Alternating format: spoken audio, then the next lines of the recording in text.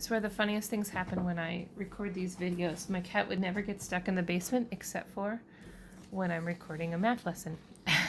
Okay, so now that this is an improper fraction, while this might look weird to us because we're in the habit of reducing improper fractions to mixed numbers, we want it to be an improper fraction, so that from -3, we know that we should travel up 5 and right 3, because that's what our slope is. We wouldn't have been able to do that if that was a mixed number. Okay. All right, so let's try another one of those. So y's equals x's constant. So all I need to do is isolate the y by dividing everything by 4. So I divide by 2 by 4 and -12 by 4.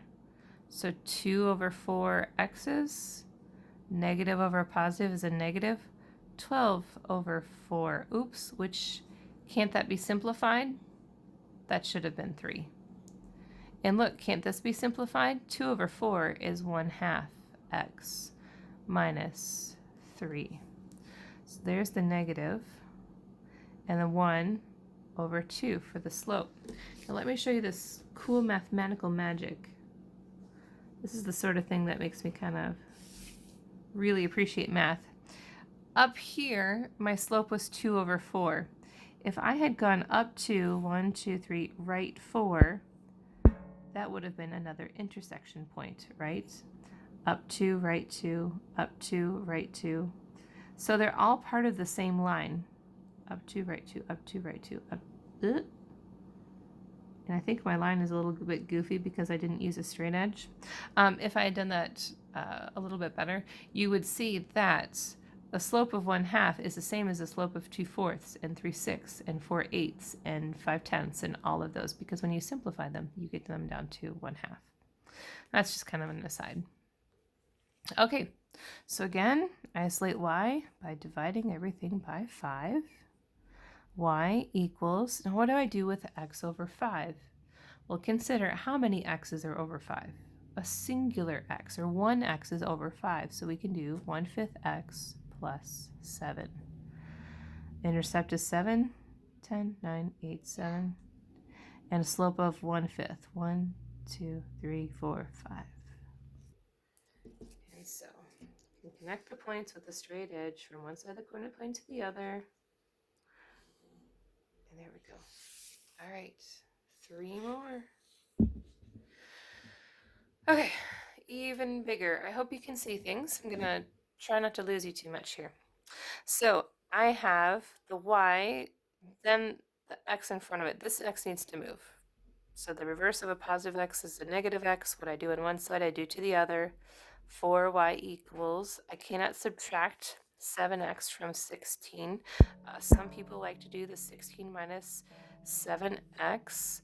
Some people say that's adding in a necessary step. You do you. I'll do both here just for the sake of an example. And now 4 and y are together with no sign in between, so that means multiplication. The reverse of multiplication is division to get y by itself. So instead of converting this to -1 3/4, I'll leave this as an improper fraction. It can't be simplified any farther, so I'm going to leave it at -7/4, and then 16 over 4 reduces to 4. 1, 2, 3, 4. Holy cow, we're almost done with this thing, and we finally got a negative slope, which that means -7 would travel 7 down. 1, 2, 3, 4, 5, 6, 7, and 4 right. 1, 2, 3, 4. And once I've graphed this, you'll see, of course, that this is a negative slope because it goes at that direction instead of this. Okay? All right, let's try another. So here we have the y's on the right and the x on the left. Do you remember the trick that might make your life easier? I recommend flipping these two around, the two whole sides. 5y minus 25 equals 8x, like so. And then simply just adding the 25 to move it to the right-hand side. So 5y is 8x and 25. Divide by 5. So y equals 8 over 5. Keep it improper. It is simplified as far as it can go. 25 over 5 is 5.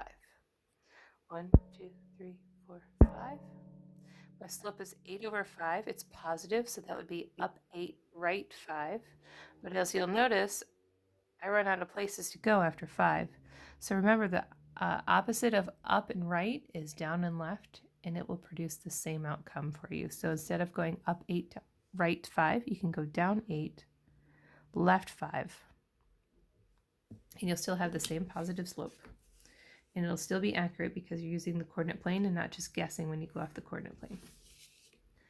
All right, one more.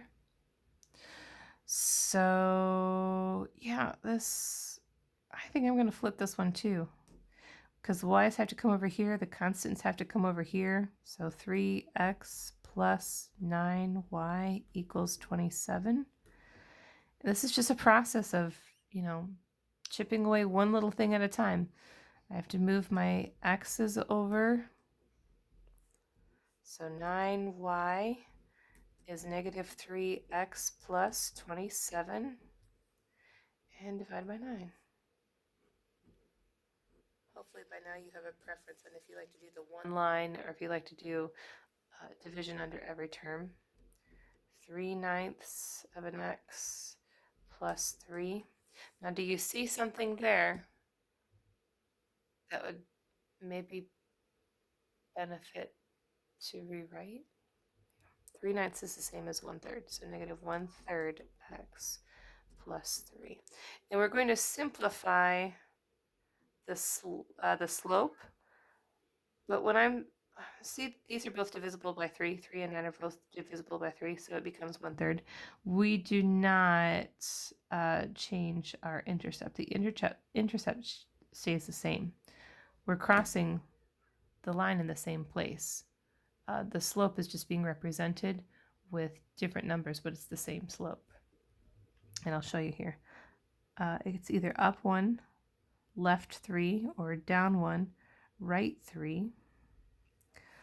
Or this would be the same as 3/9. 1, 2, 3.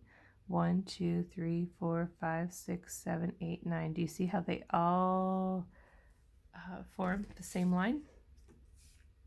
So that's kind of cool. I like how all these pieces fit together. Math is pretty neat that way. Okay. Yeah, that was a good lesson. It's an important lesson. So if you need to go back and watch, please don't hesitate to do so. If you have any questions at all, please do not hesitate to contact me. Happy to help. Wouldn't give you my contact information if I didn't want to help you with your troubles. Let's look at your homework really briefly. Sorry.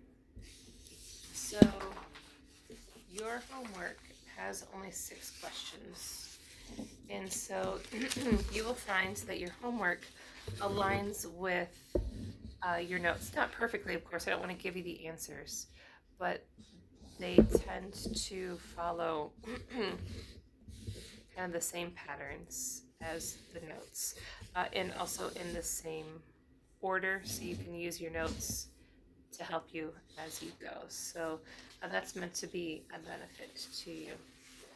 So yeah, good luck with that, and I'll see you guys in class. Bye.